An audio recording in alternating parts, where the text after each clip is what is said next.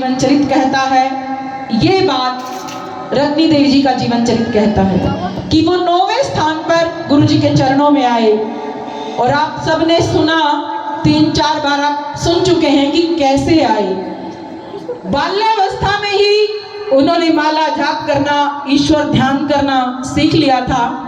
फिर जब वो थोड़े बड़े हुए तो उन्हें 50 रूप नामक एक पुस्तक मिली और उन्होंने पाठ करना प्रारंभ किया। तो एक दिन गांव पधाना में उनकी भेंट स्वामी जी से होती है और उनकी मां कस्तूरी देवी गुरुजी को कहती है कि गुरुजी, जो मेरी बेटी है ये घर के काम आदि नहीं करती, सिर्फ ईश्वर का ध्यान करती हैं।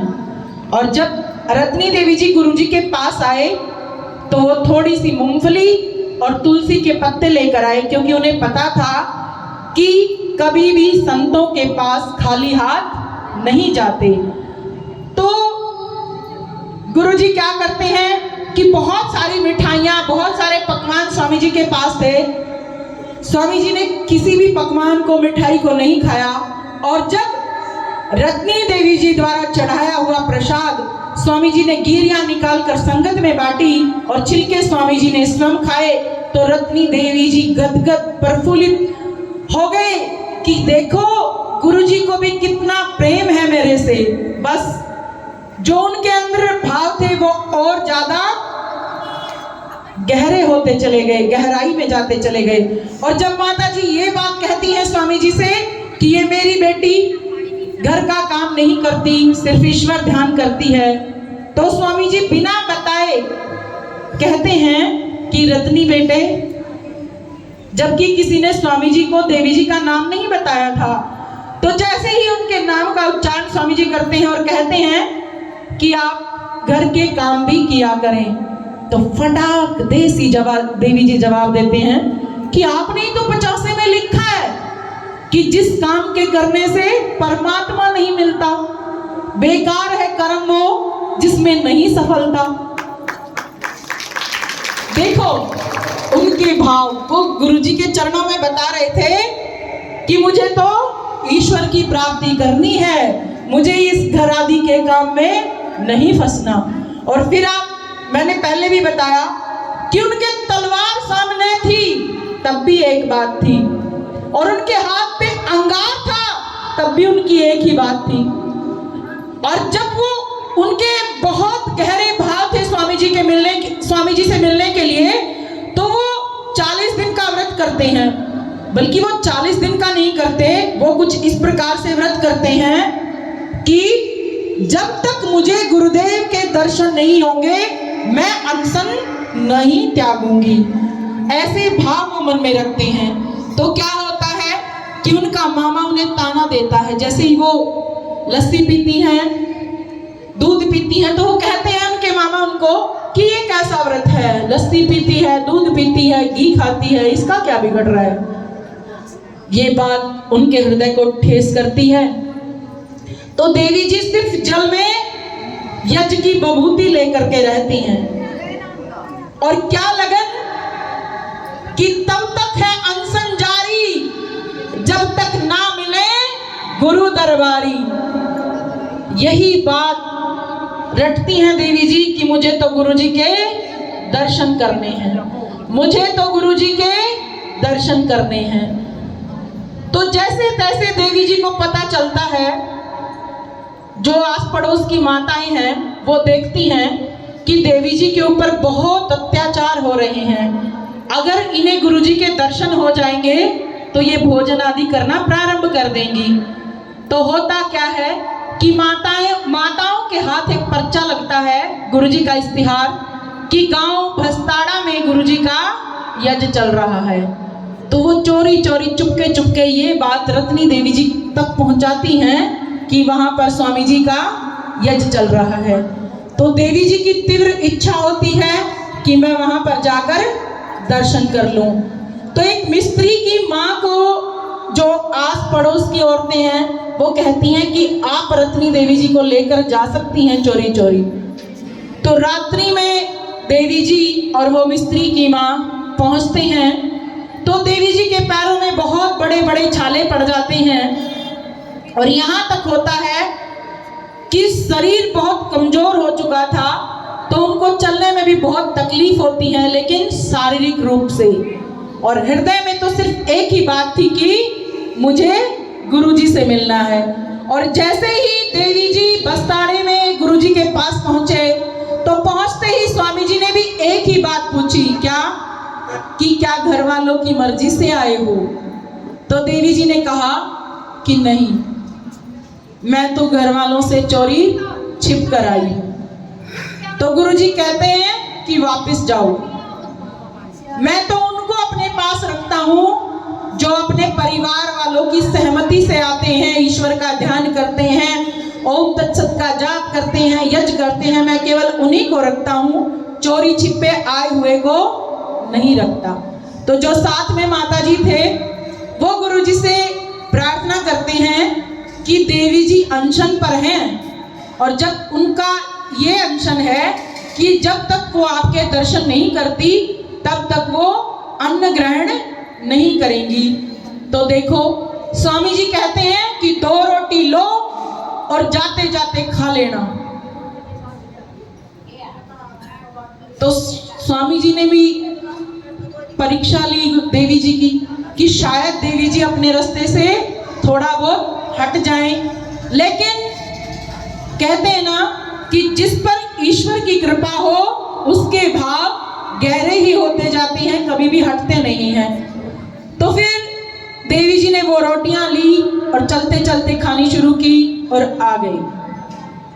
तो उसके बाद क्या होता है कि घर वालों को पता चलता है कि रत्नी देवी जी घर में नहीं है। और जब रत्नी देवी जी बस्ताड़ा से चले थे तो रात्रि का समय था। रास्ते में बीजना गांव में बहुत रात्रि हो चुकी थी, देवी जी वहां पर रुके और पूरे गांव में ये बात फैल चुकी थी कि रत्नी देवी जी घर पर नहीं है। और उनके मामा जी ने और उनके मामा के बच्चों ने तो सोच लिया था कि आज रत्नी को आने दो, आज तो काम तमाम करेंगे। बहुत बेइज्जती हो गई हमारी, हम नहीं अब उसे छोड़ने वाले। तो जैसे ही ये भाव उनके हृदय में ज्यादा होते हैं कि अब हम नहीं छोड़ेंगे उनको, अब बहुत बेइज्जती सहन कर ली हमने। होता क्या है कि उनके घर में एक छोटा बच्चा बहुत दर्दनाक दर्द उसे होता है, और जो गवाड़ होते हैं, घेर जिनको आप बोलते हो, वहां पर एक बैल जमीन में लेटकर पैर को पीटना प्रारंभ कर देता है। तो सब सोचते हैं कि क्या हो गया, क्या हो गया। जो मामा घर पे बैठकर इंतजार कर रहे थे कि जब रत्नी देवी आएगी तो मैं उसको मार डालूंगा, तो वो घेर की तरफ चल जाते हैं बैल को देखने के लिए, और पीछे से रत्नी देवी जी घर आते हैं। तो जैसे ही रत्नी देवी जी घर आते हैं तो सब इस बात में व्यस्त थे कि इस बच्चे को हो क्या गया है।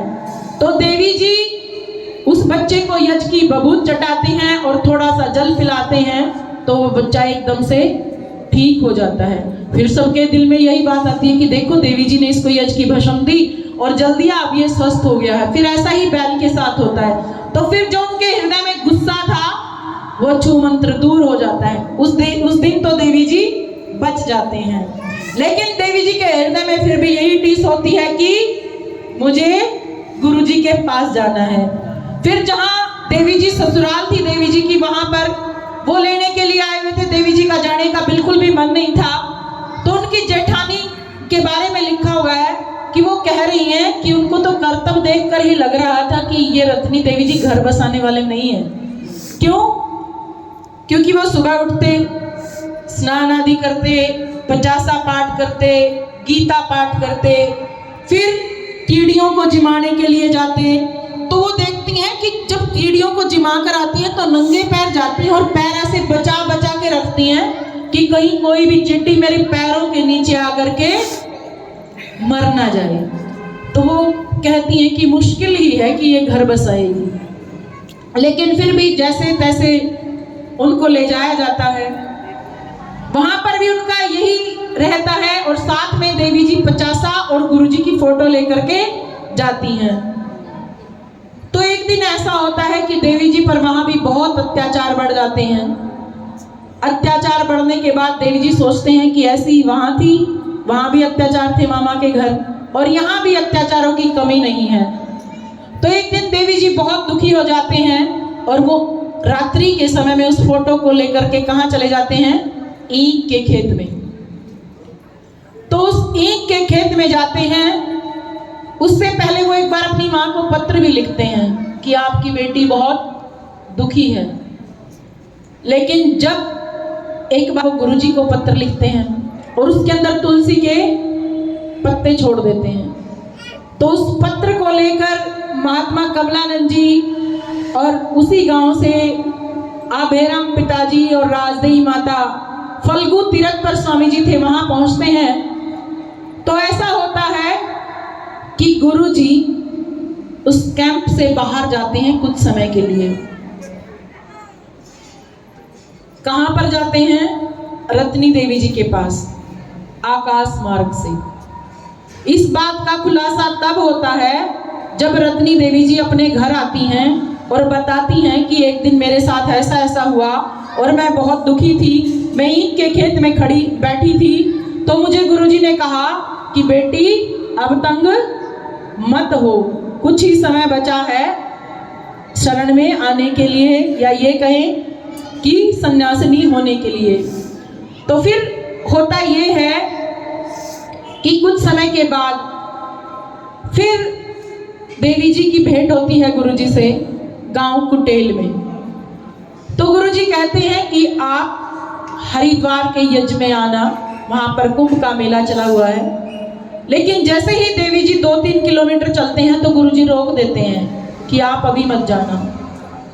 सन 1962 से 63 तक एक साल ऐसा ही चलता रहता है, पूरा द्वंद्व छिड़ता है पूज्य देवी जी के साथ। लेकिन सन 63 में गांव बुढ़नपुराबाद के यज्ञ के बाद, उसके बाद कई स्थानों पर और यज्ञ हुए, तो फिर बाद में देवी जी को अनुमति मिलती है कि आप जा सकती हैं।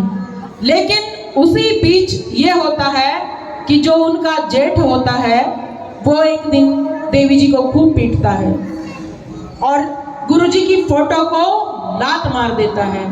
तो देवी जी कहते हैं तुझे क्षत्रिय राजपूत तो मैं तब जानूं जब तू मेरे हृदय से गुरुजी को निकाल दे।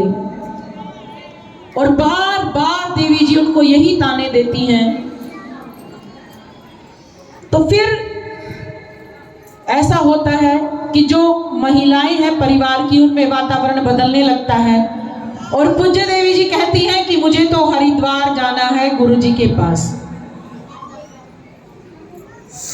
फिर उनका जेठ देवी जी को लेकर के हरिद्वार जाता है। तो जब स्टेशन पर पहुंचे तो देवी जी को तो सीट मिल गई, देवी जी तो बैठ गए, लेकिन उनको सीट नहीं मिली। तो वो बताते हैं कि मेरे साथ कुछ ऐसा चमत्कार हुआ कि ट्रेन पूरी भरी हुई थी कि अचानक से मुझे ऐसा महसूस हुआ कि जैसे किसी दैवीय शक्ति ने मुझे नीचे से उठा करके मेरी सीट पर बैठा दिया हो। और उससे पहले ये बात भी आती है कि ट्रेन में बहुत भीड़ है, क्यों ना हम आज घर वापस चले जाएं, फिर किसी ट्रेन से चले जाएंगे। लेकिन देवी जी नहीं मानते। तो जैसे ही फिर देवी जी हरिद्वार पहुंचते हैं तो हरिद्वार पहुंचने के बाद होता है ये कि गुरुजी काली गुदड़ी ओढ़े हुए लेटे हुए थे। जाकर जब रत्नी देवी जी ने प्रणाम किया तो गुरुजी ने मुख भी नहीं खोला, और जैसे ही उनके जेठ ने प्रणाम किया तो गुरुजी ने उनका नाम लेकर के कहा कि तुमने देवी जी के साथ इतने अत्याचार किए।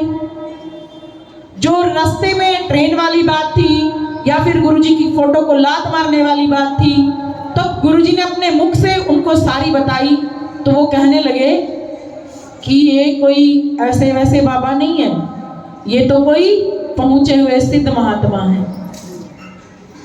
तो फिर इतने अत्याचार होने के बाद भी जब रत्नी देवी जी वहां से वापस आने लगे तो गुरुजी से कहते हैं कि गुरुजी इनके घर पे कोई संतान नहीं है, आप इन पर कृपा करें।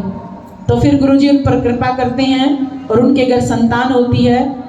तो गुरुजी कहते हैं कि आप अपने भाई का विवाह कहीं और करवा लीजिए, हमारी देवी से तलाकनामा लें, क्योंकि ये घर नहीं बसाएंगी, ये तो भक्ति के मार्ग पर जाएंगी। अब आप सोचिए कि किसी देवी के बारे में गुरुजी ये बात कहें कि ये घर नहीं बसाएंगी, ये तो भक्ति के मार्ग पर जाएंगी, और इतनी परीक्षा लें कि रात्रि के समय देवी जी आए और उन्होंने तुरंत उनको वापस ये बोल दिया कि आप घर वालों की मर्जी से आए, तो कैसा जीवन रहा होगा। हम गुरु जी से प्रेम करते हैं, एक अलग बात है, सभी करते हैं, सभी उस परमपिता परमात्मा के बच्चे हैं, लेकिन विशेषता तब आती है जब ईश्वर हमसे प्रेम करें, गुरु हमसे प्रेम करें, तब बात ज्यादा बनती है। बात तभी बनती है जब जिस प्रकार ये दो हाथ हैं, अगर तालियां बजानी पड़े तो दोनों हाथों का सहयोग बहुत जरूरी है, और रस आता है सुनने वाले को भी, और तालियों की गनगनाहट कुछ अलग प्रकार की होती है। तो ऐसा ही पूज्य देवी जी का जीवन था कि जितना प्रेम उनको गुरुजी से था, उतना ही प्रेम गुरुजी को भी उनसे था। और फिर आपने देखा कि स्वामी जी ने उनको रतन की उपाधि से सम्मानित किया, और फिर पूज्य देवी ने भी यत्र तत्र सर्वत्र हर स्थान पर इस भारत के कोने कोने में जिस प्रकार पूज्य गुरुदेव ने यज्ञ किए, ऐसे ही पूज्य देवी जी ने घर घर जाकर यज्ञों की अलख जगाई। हमने जीवन चरित्र में भी पढ़ा और पूज्य संत मां दर्शना देवी जी से भी बहुत बार सुना कि देवी जी को आश्रम में रहना कम पसंद था। क्यों? क्योंकि वो जिस गांव में जाते पूरे के पूरे गांव को ही जगा देते थे, बल्कि आसपास का इलाका भी जाग उठता था। तो देवी जी ने जितना काम किया है, उस काम को जब तक ये संसार रहेगा तब तक वो काम जिंदा रहेगा। जोरदार तालियां परम पूज्य संत श्री रत्नी देवी जी के लिए। ओम तत्सत।